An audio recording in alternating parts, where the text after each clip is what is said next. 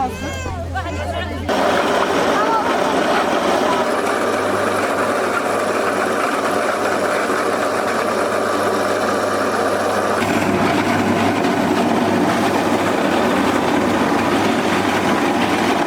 Hanımlar kolay gelsin.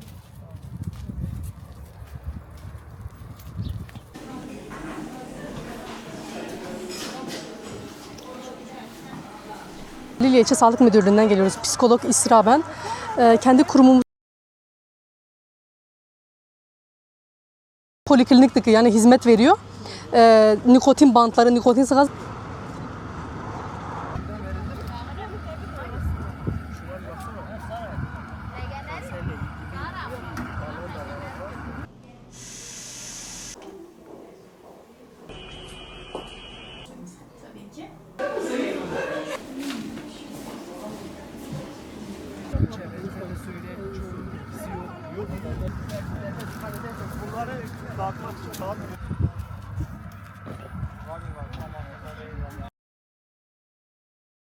Ben Doktor Salih Tavur, Haliliye İlçe Sağlık Müdürü. Bugün ilçe sağlık müdürlüğümüze bağlı Sağlıklı Hayat Merkezi olarak halkımıza bu konuda bilgi vermek, sağlıklı hayat merkezlerini tanıtmak ve o konuda farkındalık oluşturmak amacıyla özellikle ilçe merkezine ulaşımda sıkıntı çeken ya da ulaşamayan vatandaşlarımıza biz kendimiz ekibimizle birlikte ayaklarına kadar gelip onlara bu konuda bilgi veriyoruz. Sağlıklı hayat merkezlerimizde özellikle kanser taramaları yapılmaktadır.